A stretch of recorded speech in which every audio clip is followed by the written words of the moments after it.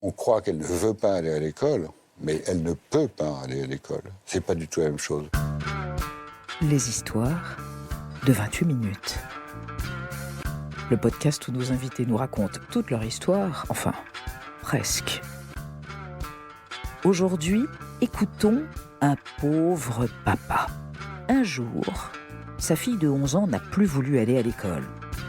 François Cuel raconte cette histoire dans un livre au titre absolument sans équivoque « T'es vraiment nul et vieux ». Et bon.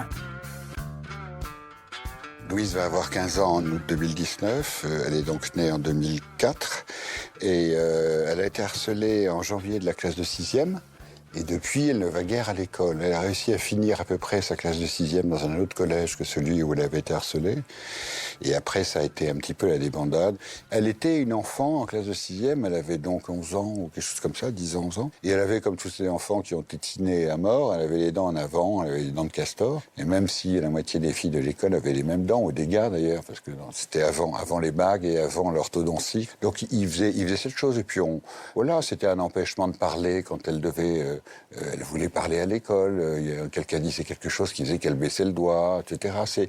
C'est pas d'une virulence ou d'une violence extrême, mais c'est juste une pression mise sur l'enfant qui fait qu'il ne vit plus. C'est pas possible, il n'y a plus aucune liberté. Après le harcèlement, on l'a mis dans un lycée qui était proche de nos domiciles à l'époque, et Quinca, elle a terminé son année. C'était donc l'année de 6e. Et puis elle est retournée dans ce lycée en année de 5e, et là c'est devenu très très compliqué. C'est-à-dire vraiment une réticence à aller à l'école qui était d'autant plus surprenante que c'est pas du tout un problème de matière. Il y a des enfants qui ont du mal à l'école parce que l'apprentissage est compliqué pour eux. Donc, en tout cas, là, on comprend. Là, on essaie de les aider dans l'apprentissage pour que l'école soit pour eux un objet plus agréable et un lieu plus agréable. Louise, c'est très simple, l'école pour elle. C'est très simple. Donc, c'est incompréhensible.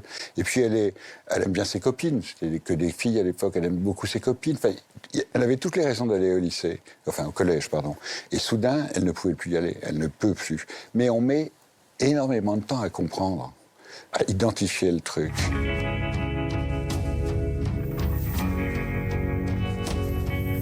C'est pas forcément des symptômes qui hurlent.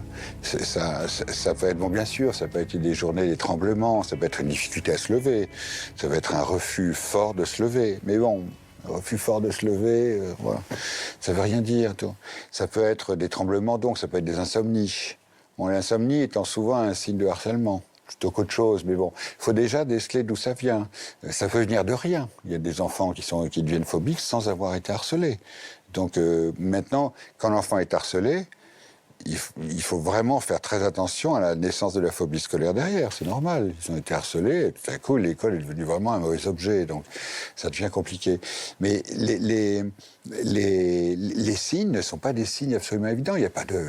Enfin, j'allais dire qu'il n'y a pas de hurlement. Si, ça arrive. C'est vraiment une volonté, j'allais dire, chronique, exprimée constamment de ne pas aller à l'école. Et en même temps, il y a en même temps une douleur de ne pas pouvoir y aller.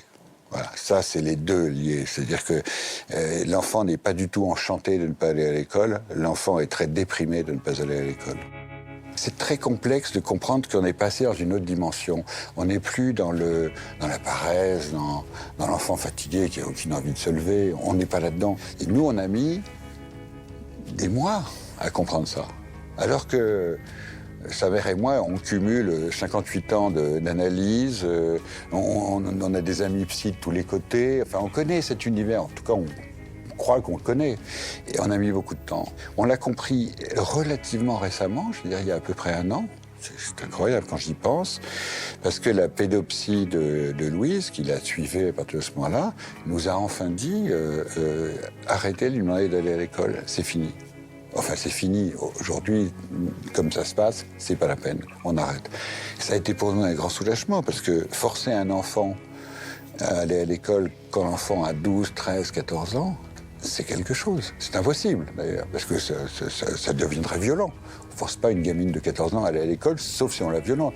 Comme c'est pas l'idée qu'on se faisait du monde, il était en question de le faire, mais c'était des crises, c'était des cris, c'était une tension terrible entre sa mère et elle.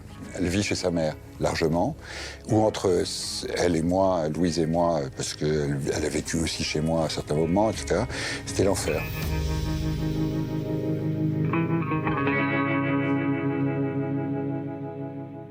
Nous, notre problème, il n'était pas un problème de quotidienneté. Sa mère n'avait pas trop de difficultés à pouvoir rester travailler à la maison, et moi pareil. Donc, c'était même pas qu'on devait aller au boulot, il fallait qu'on se débarrasse de l'enfant, c'était même pas ça.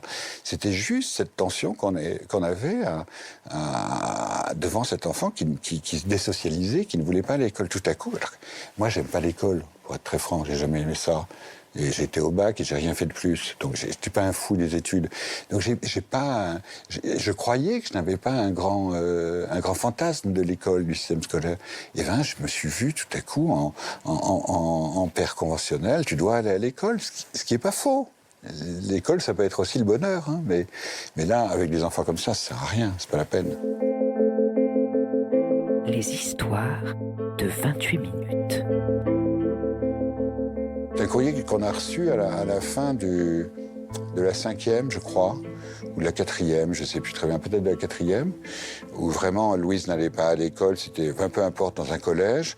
Tout le monde au collège était au courant. On avait évidemment été voir l'infirmière, on avait été voir le médecin scolaire, qui était très bien, on avait été voir le principal, on avait été voir tout le monde.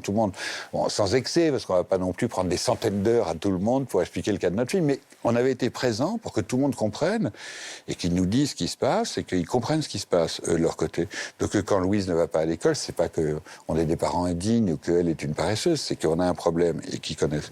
Ça ne nous a pas empêché quand même de recevoir une lettre comminatoire du rectorat, disant que sur signalement du collège XXX, il notait que notre enfant n'était pas scolarisé. Vous savez qu'un enfant doit être scolarisé en France, obligatoirement, et que donc nous encourions une amende de classe 4. Je me souviens, c'était en 4e, puisque classe 4, c'était la classe de Louise précisément. Alors que je crois qu'on encourait une amende de 500 € si notre enfant n'allait pas à l'école. Et là, on comprend que l'école, c'est pas une affaire privée, c'est une affaire publique, que c'est l'État. Mais le problème, c'est qu'encore faudrait-il que l'État se donne les moyens de construire une école correcte. Mais bon, l'école, l'hôpital, la police, tout est pareil aujourd'hui. Je crois que dans le lycée où elle a été harcelée, le collège, qui est un tout petit collège, je crois que c'est le plus petit collège de Paris. Il y a 300 élèves, donc c'est minuscule. Mais je crois qu'il y a un demi-CPE, si je veux dire, enfin un mi-temps de CPE. Le CPE, pendant l'épisode du harcèlement, je ne l'ai pas vu. Je ne l'ai jamais vu. Ce qui est trop incroyable. Il y a un CPE, il y a un problème de harcèlement, la principale reçoit les parents. Je demande au CPE d'être là tout de suite, parce que ça me paraît évident.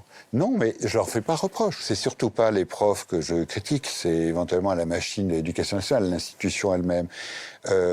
Oui, je crois qu'ils sont pas très éduqués à ça. Je pense qu'ils ont une classe de 30 à gérer. C'est très compliqué de développer des stratégies particulières avec un enfant.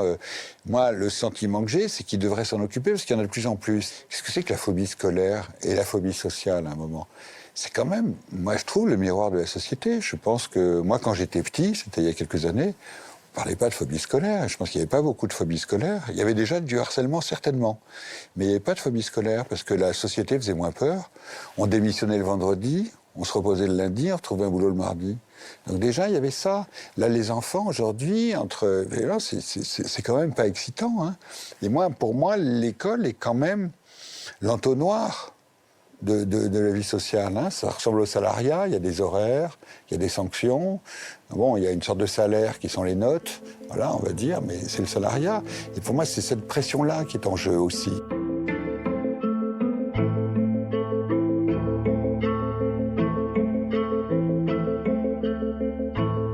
Le terme de phobie scolaire anxieuse est un terme un peu réducteur, c'est une phobie sociale plutôt. je crois, alors qui s'exerce de manière un peu perlée, mais elle peut avoir une certaine difficulté. Alors en même temps, ça rejoint des choses qu'on connaît tous. Je m'amuse quand je suis au restaurant avec elle, si elle veut de l'eau, je dis demande au garçon. C'est une difficulté, mais il y a plein d'enfants pour qui c'est une difficulté de demander à un adulte un service comme ça. Ouais, c'est pas simple, mais pour elle, c'est peut-être beaucoup. Donc, il y a des moments où c'est très très compliqué, où c'est vraiment impossible. Je le sens tout de suite que ça sert à rien. Donc, parfois, j'essaye de la pousser à prendre des initiatives comme ça, je suis là et tout. Parfois, je sais qu'il faut pas. Donc, effectivement, c'est une phobie sociale. C'est d'ailleurs ça qui est inquiétant, parce que je me disais à un moment, on peut très bien ne pas aller à l'école. On n'en meurt pas. Il y a des choses beaucoup plus graves que ça pour les enfants. Voilà. Mais c'est pas simple déjà de pas aller à l'école, ne serait-ce que. Mais pas aller à l'école, c'est avoir pas beaucoup d'amis. À 14 ans, c'est n'avoir pas beaucoup d'amoureux, parce que les amoureux, on les trouve au lycée, hein, on les trouve pas dans la rue en général, enfin c'est rare. Donc en fait, ça désocialise énormément la phobie. Elle voit la vie qui s'écoule sans elle. C'est qu'elle passe ses journées dans sa chambre. Bon, elle sort, elle a 3 jours un petit peu intéressants dans sa semaine, qui sont mercredi, samedi et dimanche. Pourquoi ? Parce que ses copines sont libres. Sinon, le reste du temps, elle attend que ça se termine. Donc c'est pour ça qu'il faut absolument arriver à en sortir.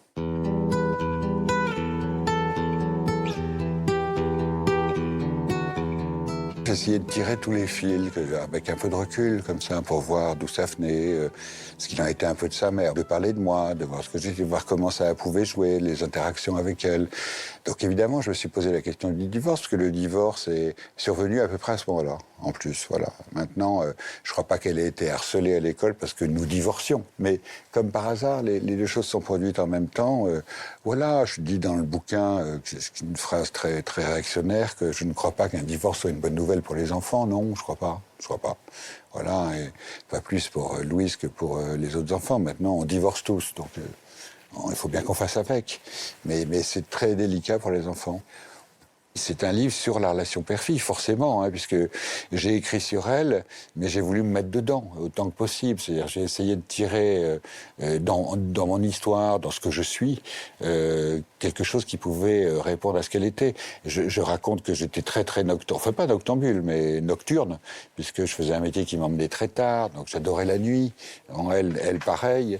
Je disais que l'école m'a jamais excité outre mesure. Bon, elle est beaucoup plus brillante que moi, à vrai dire. Mais elle n'y va plus du tout. C'est-à-dire qu'elle radicalise ce que j'ai fait. Moi, j'ai été viré l'année du bac en avril, parce que je mettais plus les pieds à l'école, parce que j'étais à droite à gauche. Elle radicalise. Voilà. La question, c'est à un moment, on est un modèle pour nos enfants. On peut dire ce qu'on veut, on est un modèle pour nos enfants. On est le modèle. Donc, je ne sais pas. C'est pour ça que j'essaye de me faire rentrer dans le livre, dans ce qui me paraît avoir éventuellement structuré le symptôme de Louise. Si elle est un petit peu comme si elle est comme ça, c'est peut-être un petit peu aussi à cause de moi. Je ne pense pas que ce soit majoritairement à cause de moi. Mais peut-être que j'ai aidé à étayer ça.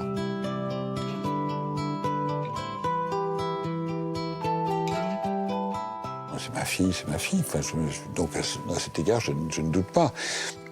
Non, le doute, le soupçon, c'est comment sortir de là. Par quel biais? Qu'est-ce que je peux faire, moi, pour qu'elle en sorte plus vite?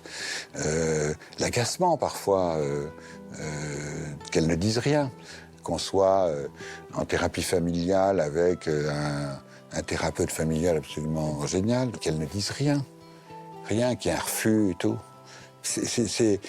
Mais c'est stupide aussi. Je veux dire qu'on n'oblige pas un enfant à parler. Ça ne sert à rien. Ni même peut-être d'ailleurs un adulte, mais en tout cas encore moins un enfant.